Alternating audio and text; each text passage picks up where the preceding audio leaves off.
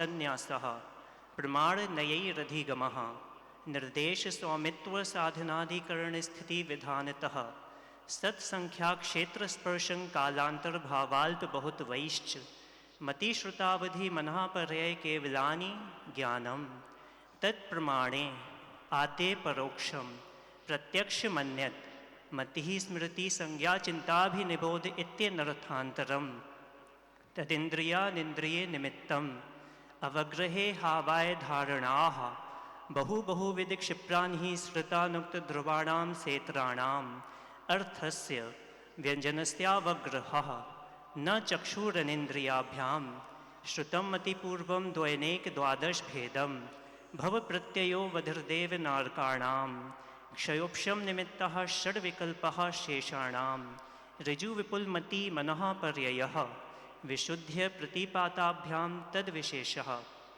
विशुद्धि क्षेत्र स्वामी विषयेभ्यो वधि मनः पर्ययोः मतिश्रुतियोर्निबंधो द्रव्येष्व सर्वपर्यायेषु रूपेष्ववधेः तदनन्तभागे मनः पर्ययस्य सर्वद्रव्यपर्यायेषु केवलस्य एकादीनि भाज्यानि युगपदे कस्मिन्ना चतुर्भ्यः मतिश्रुतावधयो विपर्ययश्च सदसतोरविशेषाद्य द्रच्छोपलब्धेरुन्मत्तवत् नैगम संग्रह व्यवहारर्जु सूत्र शब्द समभिरूढ़ैभं भूतानयाः इति प्रथमोऽध्यायः। नमो नमः।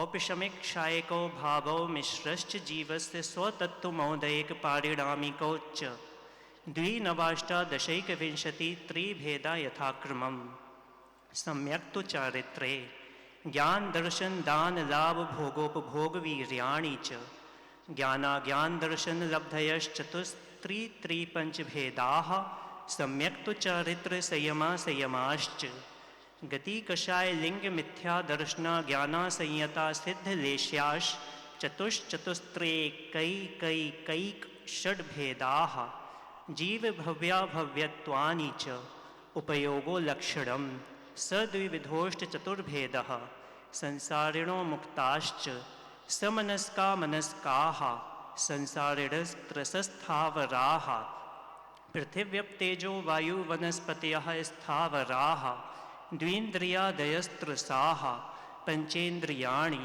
द्विविधानि निर्वृत्युपकरणे द्रव्येन्द्रियं लब्ध्युपयोगौ भावेन्द्रियं स्पर्शन रसन घ्राण चक्षुः श्रोत्राणि स्पर्श रस गंध वर्ण शब्दास्तदर्थाः श्रुतमनेन्द्रियस्य वनस्पत्यन्तानामेकं कृमि पिपीलिका भ्रमर मनुष्यादीनामेकैकवृद्धानि संज्ञिनः समनस्काः विग्रह गतौ कर्मयोगः अनुश्रेणी गतिः अविग्रहा जीवस्य विग्रहवती च संसारिणः प्राक चतुर्भ्यः एक समया विग्रहा एकम द्वौ त्रीन् वानाहारकः समूर्छन गर्भोपपाद जन्म सचित्त शीत संवृताः सेत्रा मिश्राश्चैकशस्तद्योनयः जरायुजाण्डज पोतानां गर्भः देवनारकाणामुपपादः शेषाणां समूर्छनम्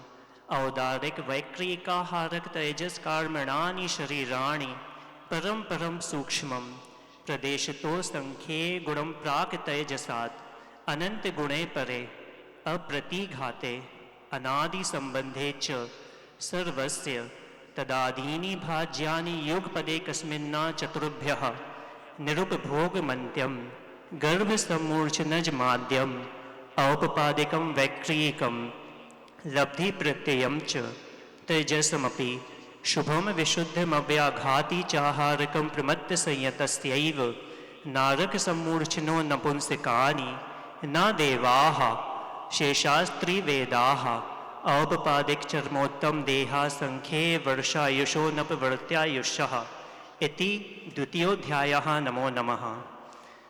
रत्न शर्करा बालुका पंक धूम तमो महातमः प्रभा भूम्यो घनाम्बुवाताकाश प्रतिष्ठाः सप्ताधोदः तासु 63 पंचविंशति पंचदश दश त्रि पंचोनैक नरक्षत सहस्राणि पंच चैव यथाक्रमम् नारका नित्या शुभतर लेश्या परिणाम देह वेदना विक्रियाः परस्परोदीरित दुःखाः संक्लिष्टासुरोदीरितदुःखाश्च प्राक् चतुर्थ्याः तेष्वेक त्रि सप्त दश सप्तदश द्वाविंशति त्रयस्त्रिंशत् सागरोपमा सत्त्वानां परा स्थितिः जम्बूद्वीपलवणोदादयः शुभनामानो द्वीपसमुद्राः द्विर्विष्कम्भाः पूर्वपूर्वपरिक्षेपणो वलयाकृतयः तन्मध्ये मेरुनाभिर्वृत्तो योजनशतसहस्रविष्कम्भो जम्बूद्वीपः भरतहैमवत हरिविदेह रम्यकहैरण्यवतैरावत वर्षाः क्षेत्राणि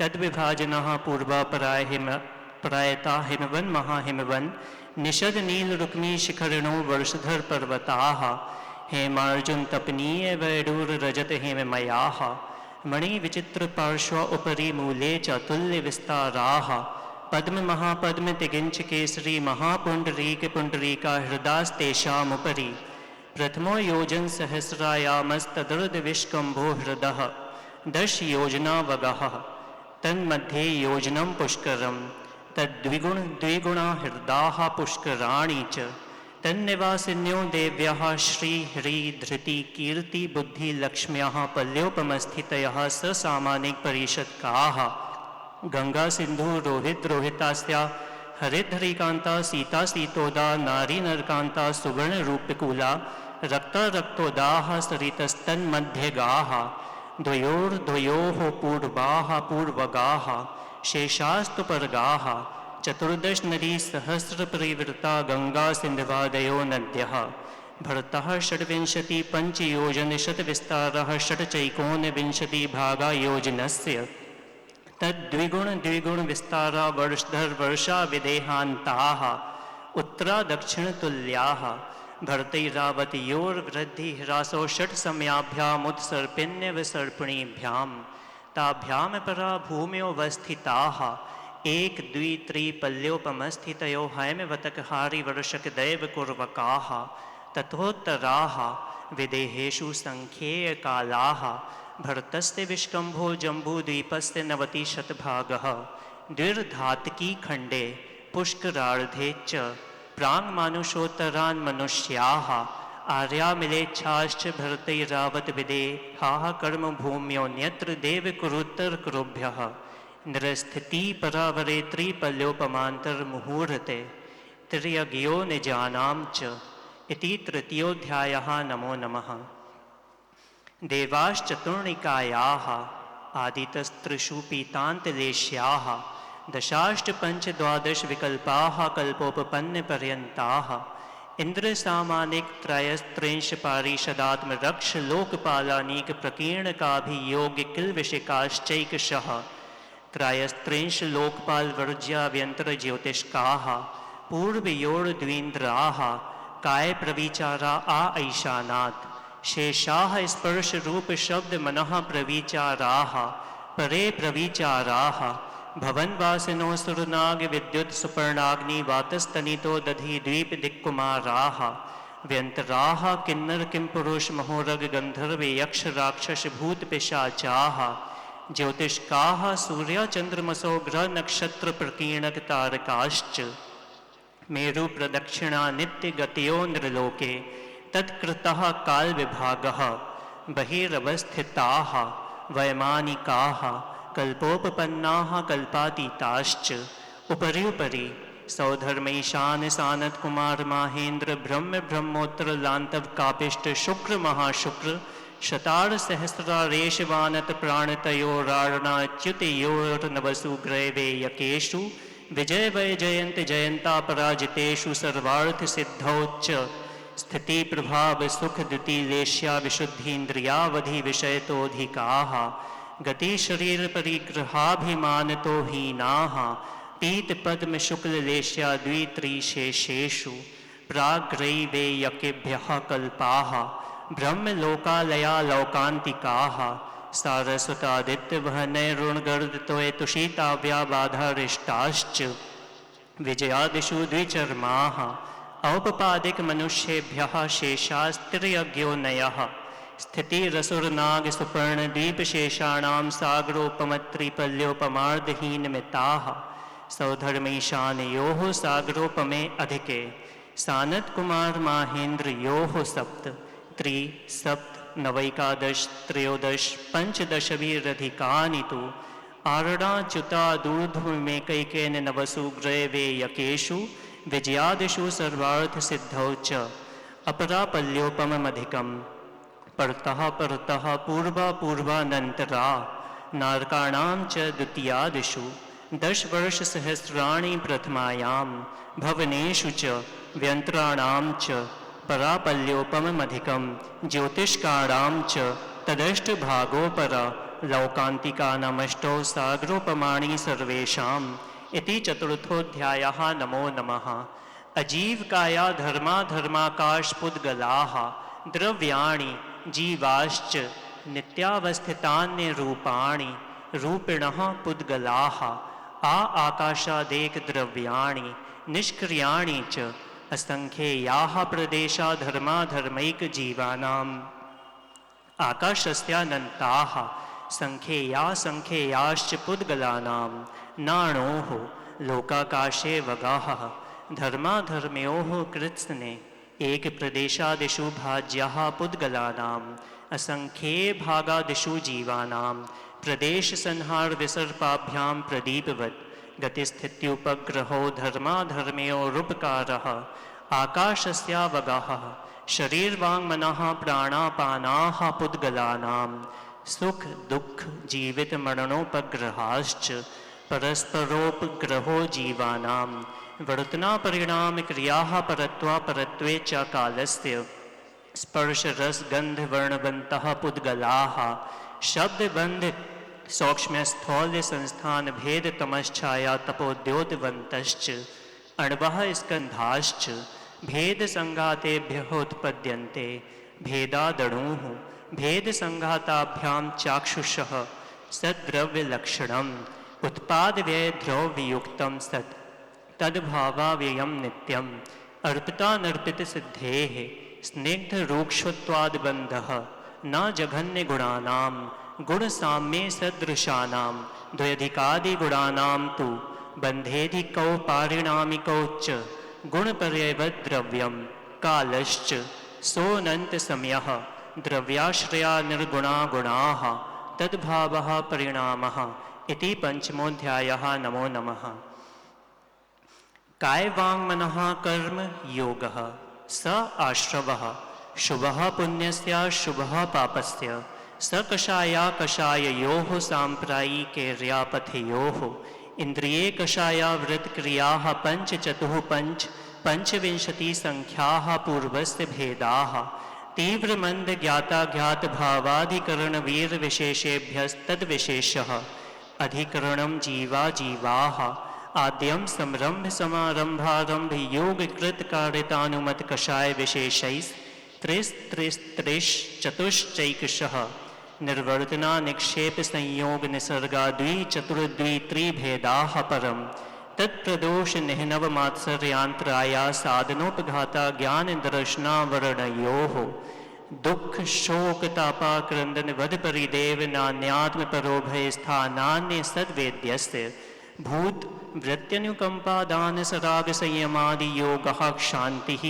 शौचमिति सद्वेद्यस्य केवली श्रुत संग धर्म देवा वर्ण दर्शन मोहस्य कषायोदया तीव्र परिणामश्चारित्र मोहस्य बहवारंभ परिग्रहत्वं नारकस्यायुष्यः मायातैर्यज्ञोनस्य अल्पारंभ परिग्रहत्वं मानुषस्य स्वभावमार्दवं च निःशीलव्रतत्वं च सर्वेषां सराग संयमा काम निर्जरा बाध तपांसी दैवस्य सम्यक्त्वं च योग वक्रता विसंवादनं च शुभस्य नाम्नः तद्विपरीतं शुभस्य दर्शन विशुद्धिर्विनय संपन्नता शील व्रतेश वनति चारो भीक्षण ज्ञानोपयोग संवेगौ शक्ति तस्त्याग तपसी साधु समाधिर्वैया वृत्तिकरण मर्हदाचार बहुश्रुत प्रवचन भक्ति रावश्यका परिहार मार्ग प्रभावना प्रवचन वत्सलत्वमिति तीर्थकरत्वस्य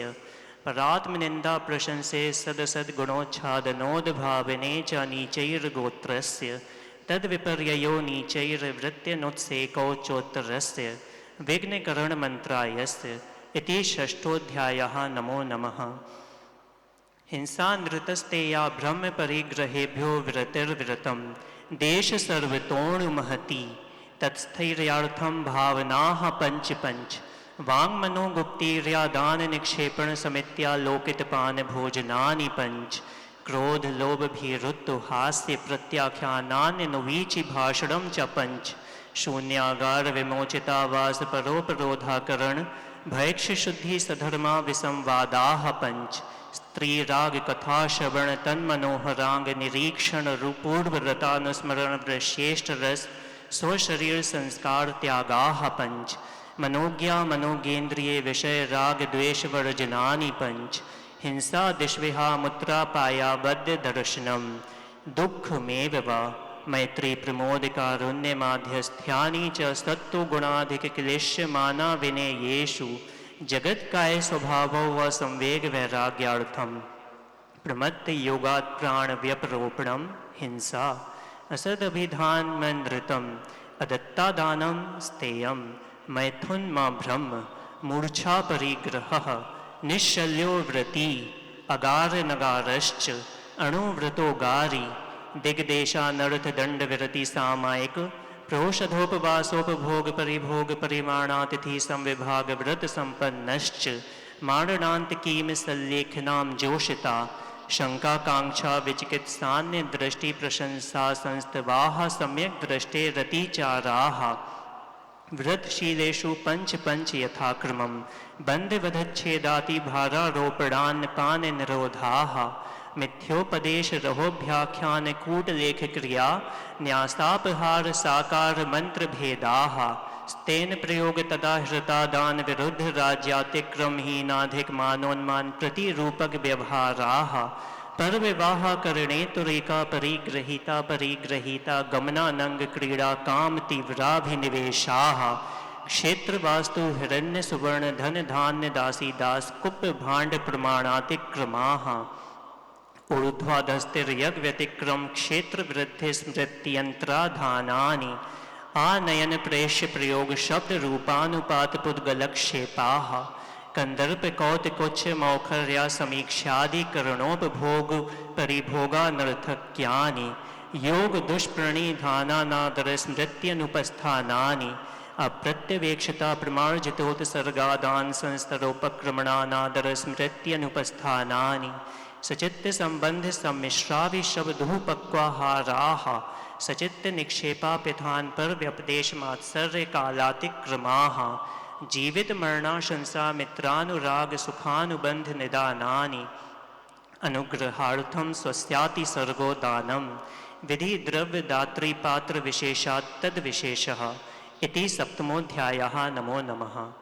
मिथ्या दर्शना विरति प्रमाद कषाय योगा बंध हेतवः सकषायत्वात् जीवः कर्मणो योग्यान् पुद्गलानादत्ते सबन्धः प्रकृति स्थित्यनुभव प्रदेशास्तद्विधेयः आद्यो ज्ञान दर्शनावरण वेदनीय मोहिन्यायुर्नाम गोत्रांतरायाः पंच नव द्वयष्टाविंशति चतुर्द्विचत्वारिंशत् द्विपंच भेदा यथाक्रमम् मतिश्रुतावधि मनः पर्यय केवलानां चक्षुरचक्षुरवधि केवलानां निद्रा निद्रा निद्रा प्रचला प्रचला प्रचलास्त्यानि गृध्यश्च सदसद वेद्ये दर्शन चारित्र मोहनीया कषाय कषाय वेदनीयाख्या स्त्री द्वि नव षोडश भेदाः सम्यक् तो मिथ्यात्व तदुभयान्य कषाय कषायौ हास्य रत्य रति शोक भय जुगुप्सय स्त्री पुण्य पुंसक वेदा अनंतानुबंध्य प्रत्याख्यान प्रत्याख्यान संज्वलन विकल्पाश्चैकशः क्रोधमान माया लोभाः नारक तैर्यज्ञोन्मानुष दैवानि गति जाति शरीरांगोपांग निर्माण बंधन संघात संस्थान संघनन स्पर्श रस गंध वर्णानुपूर्व गुरु लघुपघात पर घाता तपोद्योतोच्छ्वास विहायोगतयः प्रत्येक शरीर त्रस्वभग स्वस्वर शुभ सूक्ष्म पर्याप्ति स्थिरादेय यशः कीर्ति सेतराणि तीर्थकरत्वं च उच्चैर्नीचैश्च दान लाभ भोगोपभोग वीर्याणाम् आदितस्तिसृणामन्त्रायस्य चत्रिंशत् सागरोपम कोटिकोट्यः परस्थितिः सप्ततिर्मोहनीयस्य विंशतिर्नाम गोत्रयोः त्रयस्त्रिंशत् सागरोपमान्यायुषः अपरा द्वादश मुहूर्ता वेदनीयस्य नाम गोत्रयोरष्टौ शेषाणामन्तर्मुहूर्ता विपाकोऽनुभवः स यथा नाम ततश्च निर्जरा नाम प्रत्ययाः सर्वतो योगविशेषात् सूक्ष्मैक क्षेत्रावगाः स्थिताः सर्वात्मप्रदेशेष्वनन्तानन्तप्रदेशाः सद्वेद्य शुभायुर्नाम गोत्राणि पुण्यम् अतोन्यत् पापम् इति अष्टमोऽध्यायः। नमो नमः। आश्रव निरोधः संवरः स गुप्ती समिति धर्मानुप्रेक्षा परिशः जय चारित्रैः तपसा निर्जरा च सम्यग् योग निग्रहो गुप्तिः ईर्याभाषैषणादान् निक्षेपोत्सर्गाः समितयः उत्तम क्षमा मार्दवार्जव शौच सत्य संयम तपस्त्यागा किंचन्य ब्रह्मचर्याणि धर्मः अनित्या शरण संसारैकत्वा न्यत्वा शुच्याश्रव संवर निर्जरा लोकबोधि दुर्लभ धर्म स्वाख्या तत्वानुचिंतन मनुप्रेक्षाः मार्गाच्यवन निर्जरार्थं परिशोढव्याः परिशहाः क्षुत्पिपासा शीतोष्ण दंशमशक नाग्न्या रतिस्त्री चर्या निषद्या शय्याक्रोश वध याचना लाभ रोग तृण स्पर्श मल सत्कार पुरस्कार प्रज्ञा ज्ञानादर्शनानि सूक्ष्म सांप्राय छदमस्त वीतरागयोश चतुर्दश एकादश जिने बादर सांप्राये सर्वे ज्ञानावरणे प्रज्ञा ज्ञाने दर्शन मोहांतराययोर दर्शनालाभौ चारित्र मोहे नाग्न्या रतिस्त्री निषद्याक्रोश याचना सत्कार पुरस्काराः वेदनीय शेषाः एकादयो भाज्या युगपदे कस्मिन्नैकोनविंशतिः सामायिकच्छेदोपस्थापना परिहार विशुद्धि सूक्ष्म सांप्राय यथाख्यातमिति चारित्रम् अनशनावमौदर्य वृत्ति परिसंख्यान रस परित्याग विविक्त शय्यासन काय क्लेशा बाह्यम तपः प्रायश्चित्त विनय वैया वृत्य स्वाध्याय व्युत्सर्ग ध्यान्यान्युत्तरम् नव चतुर्दश पंचद्विभेदा यथाक्रमं प्राग ध्यानात् आलोचना प्रतिक्रमण तदुभय विवेक व्युत्सर्ग तपश्छेद परिहारोपस्थापनाः ज्ञान दर्शन चारित्रोपचाराः आचार्योपाध्याय तपस्वी शैक्षगिलान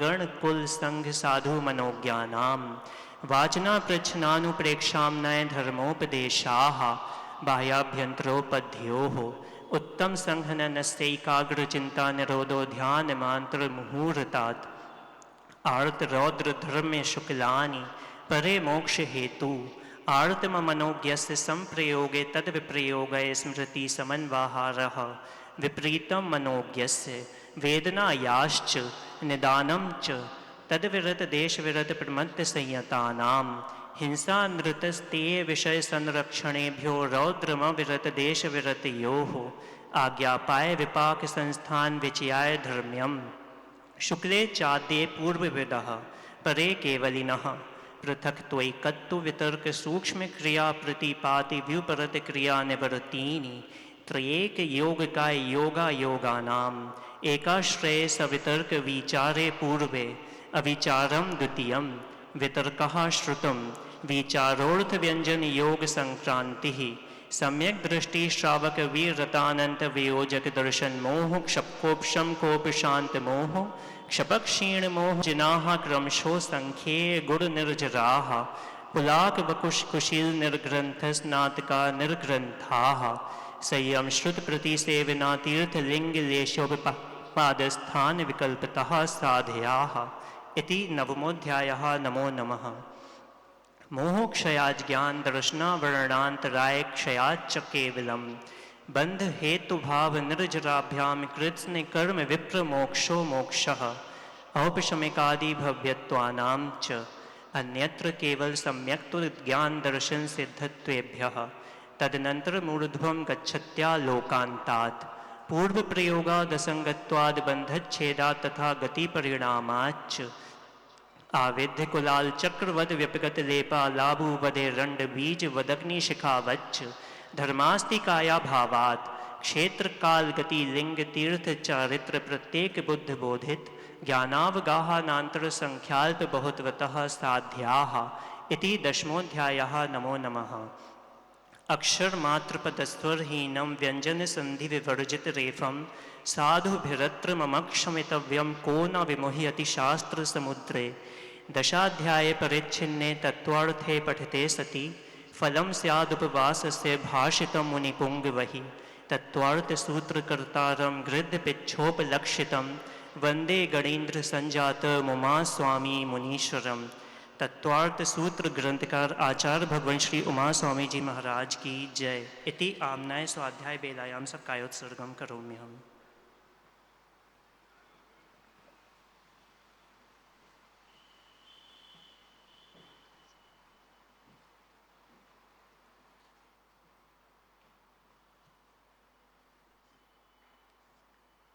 उदक चंदन तांदुल पुष्प कई चर सुदीप सुधूप फलार्घ कई धवल मंगल गान रवा कुले जिन ग्रहे जिन सूत्र महम यजे।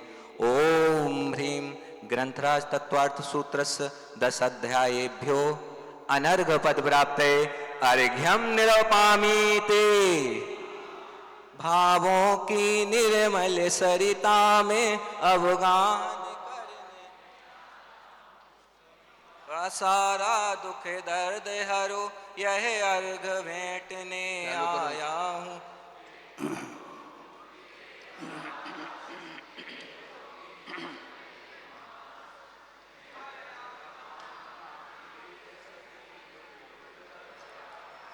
ओम भ्रूम अष्टोत्तर शताचार्य अस्माकं भगवन् संत शिरोमणि आचार्य गुरुवर विद्यासागर महामुनीन्द्राय अनर्घ पद प्राप्त अर्घ्यम निरूपामीति। जिनकी चर्या में चर्चा में श्री मूलाचार्य समाया है। श्री शांति वीर शिव ज्ञान तथा विद्यासागर से पाया है। जयवंत रहो इस धरती पर हम भक्तों का उद्धार करो। आचार्य समय सागर गुरुवर वसुद्रव अर्घ स्वीकार करो। ओम ह्रूम अष्टोत्तर सदाचार्य अस्माकं भगवान साक्षात् विराजमान आचार्य श्री समय सागर महामुनीन्द्राय अनर्घवत प्राप्त अर्घ्यम निरूपामीति। आचार्य गुरुवर श्री समय सागर जी महाराज की खदान में ऐसे ऐसे हीरे हैं जिसका कोई वर्णन नहीं किया जा सकता। कल यश भैया ने तत्त्वार्थ सूत्र का वाचन किया था, उन्होंने MBBS किया था। और आज प्रियम जैन राज भैया जो टीकमगढ़ के निवासी हैं, उन्होंने 10वीं और 12वीं में पूरे मध्य प्रदेश में टॉपर स्थान प्राप्त किया था और इंजीनियरिंग में भी M.Tech की शिक्षा को हासिल किया और बेंगलोर में बड़े उच्च पद पर अधिष्ठित थे। लेकिन जैसे ही पूज्य आचार्य विद्यासागर जी महाराज से इन्होंने व्रत ग्रहण किया, उन्होंने उसको छोड़ करके और अपने फिर गुरु की आज्ञा में नियम का पालन कर रहे थे। और शिवरार्थी भाइयों के लिए तो विशेष बात है कि उनने उसी साधना को आगे बढ़ाते हुए गुरुवर के समक्ष खजुराहो में श्रावक संस्कार शिविर में शामिल होकर के इतने पुण्य का अर्जन किया कि आज गुरुवर के संग में संगस्त होकर के भैया धर्माराधना कर रहे हैं। जोरदार तालियां भैया जी के लिए। और मैं भैया से निवेदन करता हूं कि आचार्य भगवान से, पूज्य आचार्य गुरुवर श्री समय सागर जी महाराज जी से निवेदन है कि आचार्य महाराज तत्त्वार्थ सूत्र में अनगिनत हीरे हैं, उन अनगिनत हीरों के रहस्य हमको समझा करके हम सबको कृतार्थ करने की कृपा करें। अथ अपराणिक स्वाध्याय वेलायां श्रीमत्स्मृत भक्ति कायोत्सर्गं करोमि।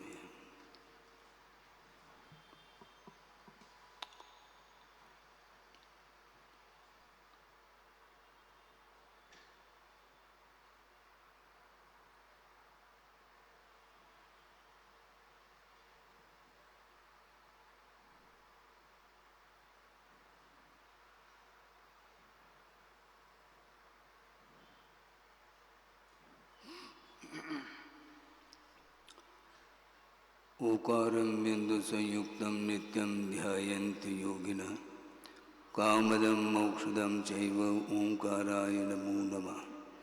अविरल शब्द गणोग प्रक्षालित सकल भूतल कलंका मुनिविर्वासुद तीर्था सरस्वती रत्नोदुरितं अज्ञानतिमिरान्धानां ज्ञानाञ्जनशलाकया चक्षुरुन्मीलितं येन तस्मै श्रीगुरुवे नमः।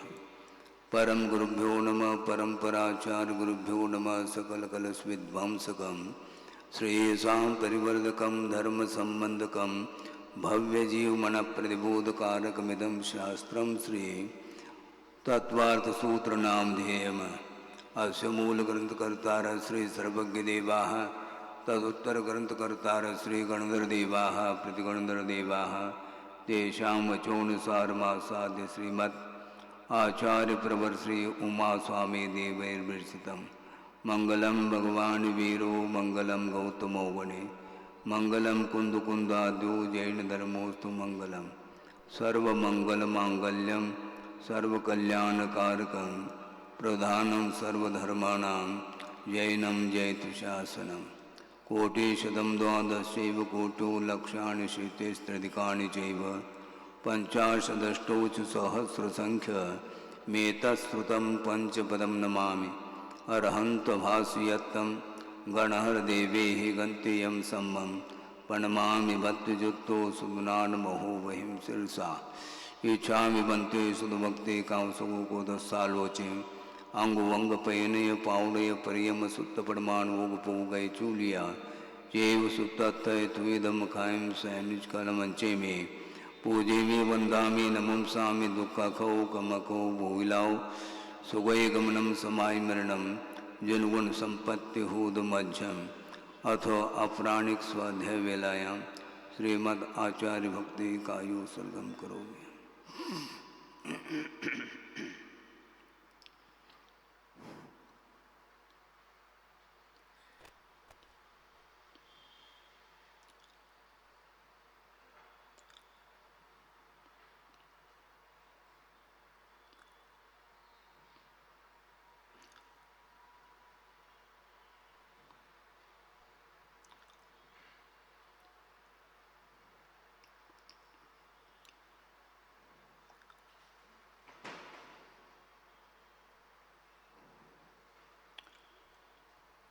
श्रुतजलदिपारगेभ्य स्वपरमत विभावना पटुमतेभ्य सुचरितपूर्णदेभ्यो नमो गुरुभ्यो गुणगुरुभ्य। छत्तीस गुण समग्रे पंचव्याचारकरण संदर्शे शिष्यानुग्रहकुशले धम्मायिरिये सदा वंदे। गुरुभक्ति संयमेन तरंत संसार सायरं घोरं चिन्नन्ति अट्टकमं जन्मन मरणं न पावेन्ति।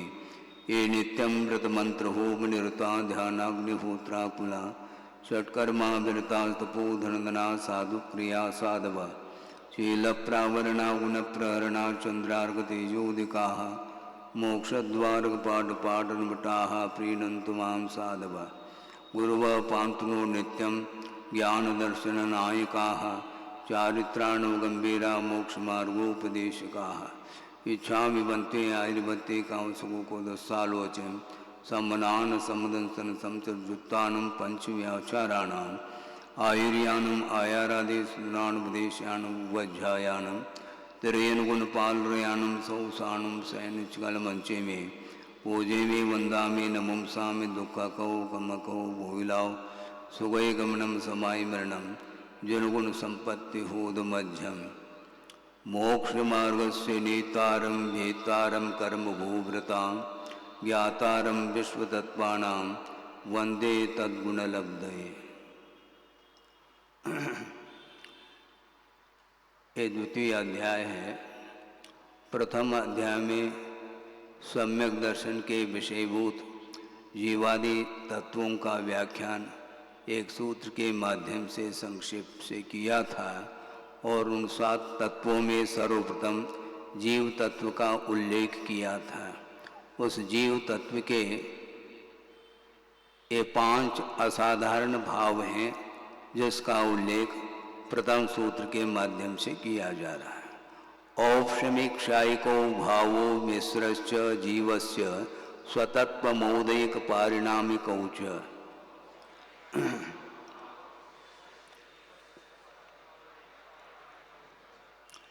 ये स्वतत्व हैं, ये औपशामिक आदि जो 5 भाव हैं वे अन्य तत्वों में नहीं पाए जाते हैं, इस अपेक्षा से इनको असाधारण भाव के रूप में स्वीकार किया है।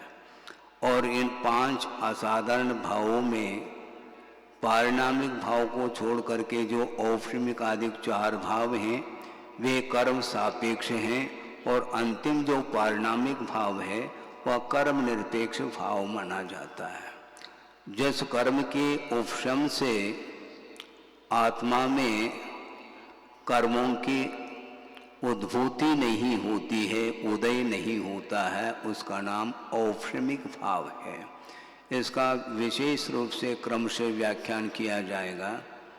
समझने के लिए एक पात्र में जल लिया गया है और उस जल के तल में मल एकत्रित हुआ है।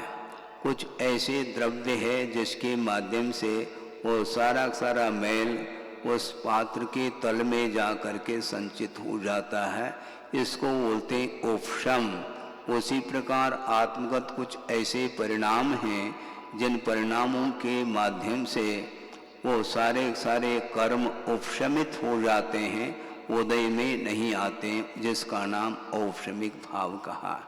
और जिन परिणामों के माध्यम से अत्यंत कर्मों का क्षय हो जाता है, उस क्षय के माध्यम से आत्मा में जो परिणाम उद्भूत हो जाता है उसका नाम क्षायिक भाव कहा। वही जल जो जिसके तल में वह मैल संचित हुआ था, उसको धीरे धीरे उस दूसरी पात्र में उस जल को यदि मान लो परिवर्तित करते हैं तो उसके तल में भी वह मैल नहीं रहेगा। इसी का नाम अत्यंत क्षय होने के कारण उसको क्षायिक भाव बोलते हैं। इसी प्रकार चाहे सम्यक संबंधी भाव हो अथवा चारित्र संबंधी भाव हो, इन दोनों का वर्णन अपने अपने कर्मों के क्षय से उत्पन्न होता है। इस अपेक्षा से इसको क्षायिक भाव की संज्ञा दी है। क्षायोपशमिक भाव उसको बोलते हैं, न पूर्ण रूप से उपशमित हो रहा है वह कर्म, न पूर्ण रूप से वह क्षय को प्राप्त हो रहा है, इसलिए उसको मिश्र भाव की संज्ञा दी है। उपशम और क्षय इन दोनों से मिश्रित जो भाव बनता है उसका नाम क्षयोपशमिक भाव है। इसका विषय प्रसंग के अनुरूप आगे दिया जाएगा। इसके पश्चात औदयिक भाव उसको बोलते हैं, जिस कर्म के उदय से आत्मा में जो भाव प्रादुर्भूत होता है उसका नाम औदयिक भाव है। और पारिणामिक भाव का अर्थ जिस परिणाम में कर्म की कोई भी अपेक्षा नहीं है, न कर्म की उदय की अपेक्षा, न उपशम की अपेक्षा, न क्षय की अपेक्षा, न क्षोपशम की अपेक्षा, इन कर्मों के उपशम आदि की अपेक्षा रखे बिना जो आत्मगत भाव उत्पन्न होता है उसका नाम पारिणामिक भाव है। इसी को कर्म निरपेक्ष भाव के रूप में लिया है। जैसे समझने के लिए अग्नि है, अग्नि में जो उष्णता है वह उष्णता कहीं बाहर से आई नहीं है, वह कारण निरपेक्ष है। जो कार्य कारण के बिना होता है वह स्वाभाविक भाव के अंतर्गत लिया जाता है। इसलिए अग्नि जो उष्णता को लिए हुए है वह उष्णता कहीं बाहर से आई है क्या? नहीं है, वह निष्कारण उष्णता उसमें उसके अंदर है। इसको बोलते हैं पारिणामिक। इसी प्रकार जल की शीतलता किसी कारण से उसमें शीतलता आई हो ऐसा नहीं। इसी प्रकार ये जीवत्व भाव, भव्यत्व भाव, अभव्यत्व भाव, ये तीनों पारिणामिक माने जाते हैं। इस सूत्र का संक्षेप में ये आशय है। अब इनके उत्तर भेदों के अपेक्षा से वर्णन किया जा रहा है। द्विनवाष्टादशैक विंशति त्रिभेदा यथाक्रमम्। यथाक्रम का अर्थ है पूर्व सूत्र में जिन भावों का उल्लेख किया है उसी के अनुरूप ये उत्तर भेदों की संख्या है। औपनिमिक भाव के द्वि अर्थात 2 भेद हैं और क्षायिक भाव के 9 भेद हैं और क्षायोपशमिक भाव के 18 अर्थात 18 भेद हैं और औदिक भाव के 1 अर्थात 21 भेद हैं और पारिणामिक भाव के त्रिभेदा, ये 3 भेद हैं। इस प्रकार उत्तर भेदों की अपेक्षा से संख्या के माध्यम से एक सूत्र में उल्लेख आया है। अब इनका नामोल्लेख क्रम से कर रहे हैं। सम्यक् चारित्र्य प्रसंग में औपशमिक भाव का सर्वप्रथम उल्लेख किया है, इसलिए ये 2 भेद औपशमिक भाव के हो जाते हैं, एक औपशमिक सम्यक और औपशमिक चारित्र। द्विवचनांत पद है, इसलिए औपशमिक सम्यक और औपशमिक चारित्र की अपेक्षा से औपशमिक भाव के ये 2 भेद हो गए।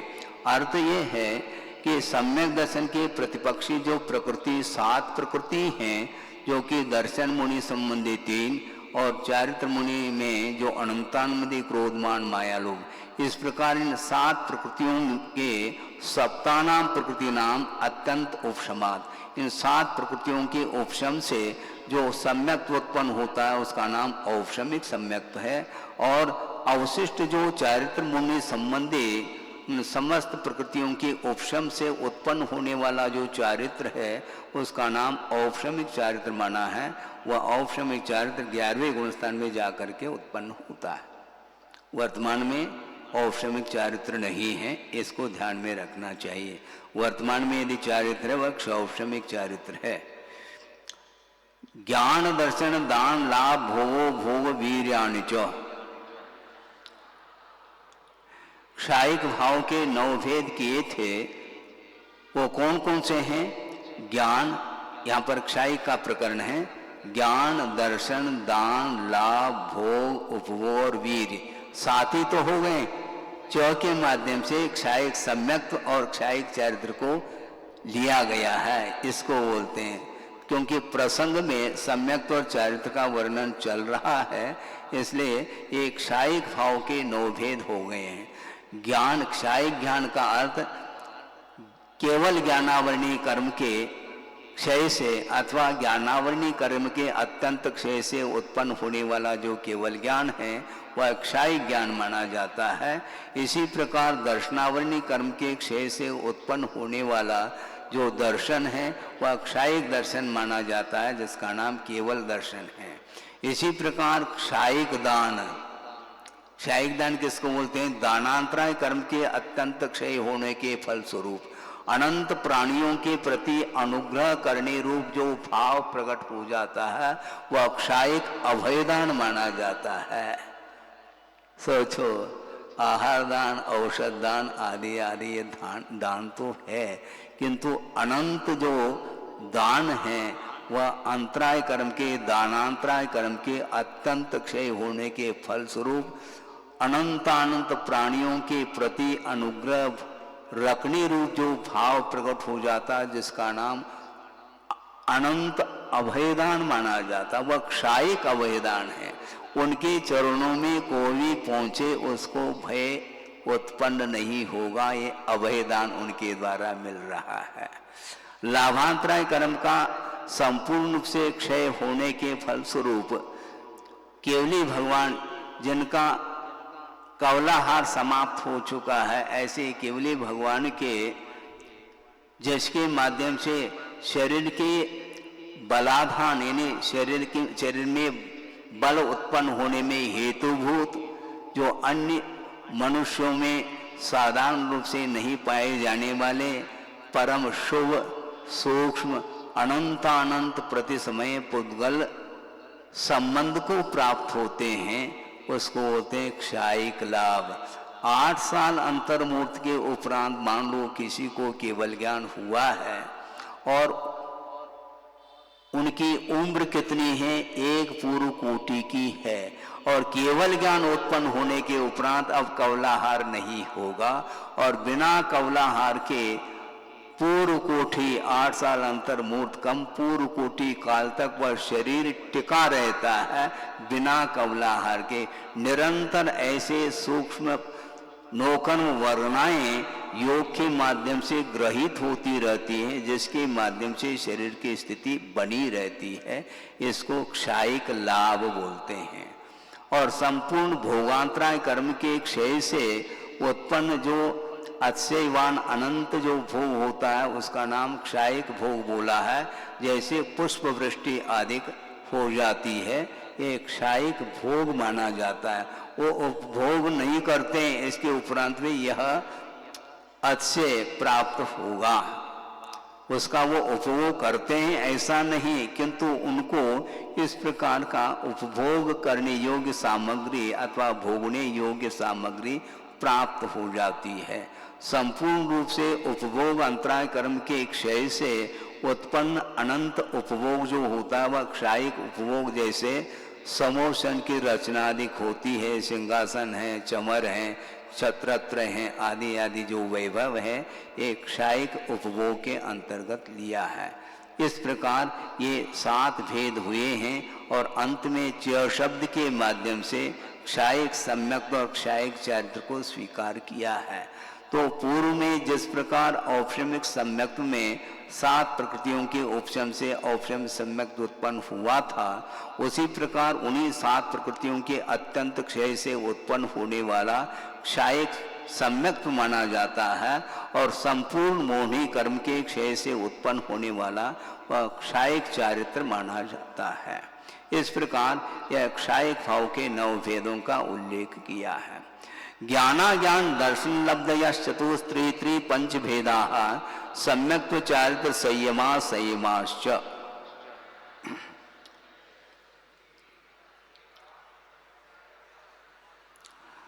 ये 18 भेद हैं क्षोभशमिक भाव के। पहले हम संक्षेप में क्षोभशम भाव का अर्थ क्या है, यह प्राय करके थोड़ा सा जटिल विषय है, इसको समझने में कठिनाई जाती है। फिर भी संक्षेप में यहाँ पर ये विषय दिया जा रहा है कि कुछ घाती कर्मों में कुछ ऐसे कर्म होते हैं, घाती का अर्थ ये होता है जिन कर्मों के उदय से आत्मा के गुणों का घात हो, उसका नाम घाती कर्म है। और उसमें भी कुछ सर्वघाती और देशघाती के रूप में ये कर्म विभाजित किए गए हैं।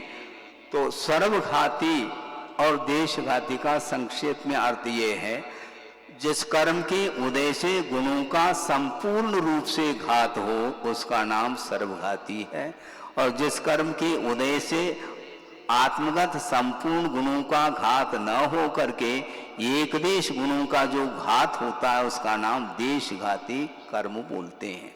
तो सर्वघाती स्पर्धकों की उदयाभावी क्षय और उनका सद अवस्था रूप उपशम, और देशघाती स्पर्धकों का उदय जहाँ पर पाया जाए उस समय क्षोभशम भाव प्रकट होता है। यानी कर्मों में दोनों प्रकार के स्पर्धक पाए जाते हैं। स्पर्धक का अर्थ शक्त्यांश है, जिसके उदय से वो गुण घात को प्राप्त हो जाते हैं। तो कर्मों में सर्वघाती स्पर्धक भी पाए जाते हैं और देशघाती स्पर्धक भी पाए जाते हैं। तो जो 7 प्रकृति हैं जो सम्यक्त को घातने की योग्यता को लिए हुए हैं, उनमें दोनों प्रकार के स्पर्धक पाए जा रहे हैं। तो 7 प्रकृति हैं, उनमें अनंतानंदी क्रोधमान माया लोभ, तो ये सर्वघाती स्पर्धक को लिए हुए कर्म हैं।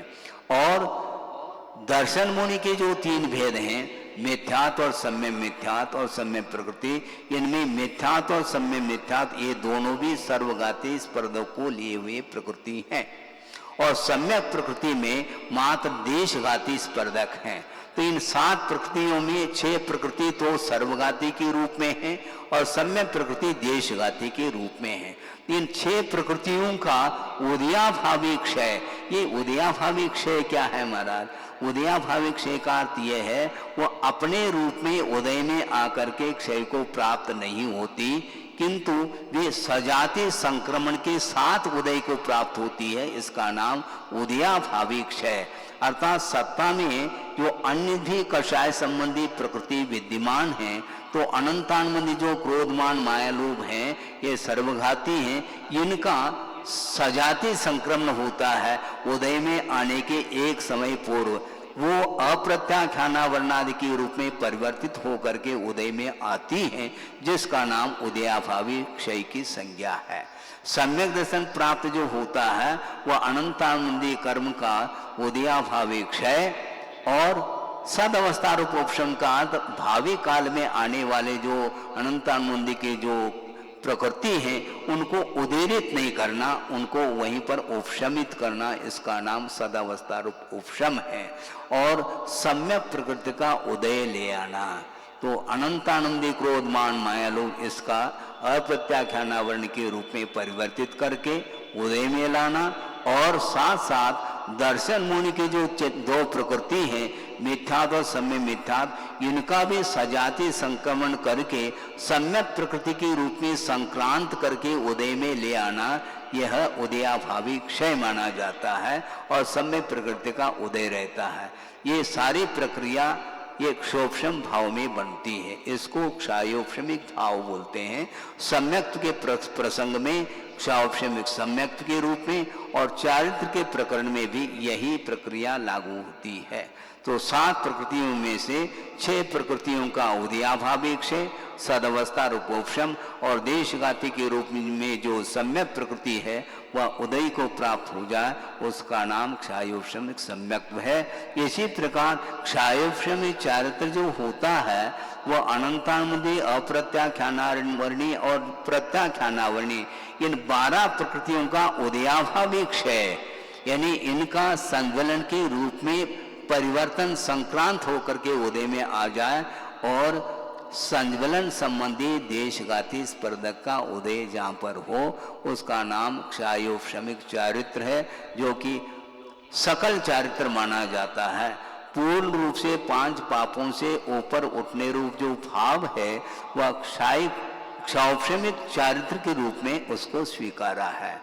इसके बाद संयमा संयम आता है, वह पंचम गुणस्थानवर्ती जो देश चारित्र होता है उसकी यह भीतरी परिणति मानी जाती है, जो कि अनंतानंदी और अप्रत्याख्यानावर्णी, ये 8 कषाय, क्योंकि प्रत्याख्यानावर्णी का अभी उदय चल रहा है, इसलिए इन 8 प्रकृतियों का उदयाभावी क्षय, सदावस्था रूप उपशम और संज्वलन संबंधी देशघाती स्पर्धक का उदय जहाँ पर हो वहाँ पर देश संयम के भाव उत्पन्न होते हैं। इस प्रकार ये क्षोभशमिक भाव के 18 भेद हुए हैं। विस्तार के साथ टीका ग्रंथों के माध्यम से इसका अध्ययन किया जा सकता है। गति कषाय लिंग मिथ्या दर्शना ज्ञाना संयता सिद्धलेशा चतुश्चतुस्त्रय कई कई कई षट भेदा। एक थोड़ा सा विषय और रह गया है, इसमें 18 भेद किए हैं। ज्ञान के 4 भेद, मति ज्ञान, श्रुति ज्ञान, अवधि ज्ञान, मन परिज्ञान, ये चारों क्षायोपशमिक भाव हैं। इसके बाद 3 अज्ञान, यानी कुमति ज्ञान, कुश्रुति ज्ञान और कुअवधि ज्ञान, ये 3 अज्ञान माने जाते हैं, किंतु ये क्षायोपशमिक भाव के अंतर्गत इनको लिया है। इस प्रकार ज्ञान तो 8 हो गए, 4 ज्ञान और 3 अज्ञान, ये 7 हो गए।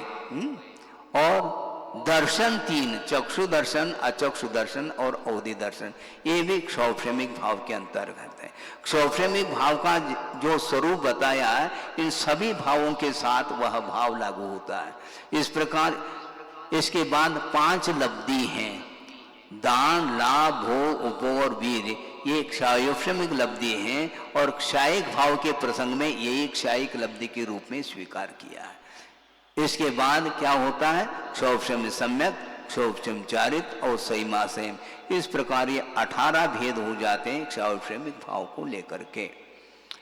गति कषाय लिंग मिथ्या दर्शना ज्ञाना संयता सिद्धलेशा चतुश्चतुस्त्रय कई कई कई षट भेदा।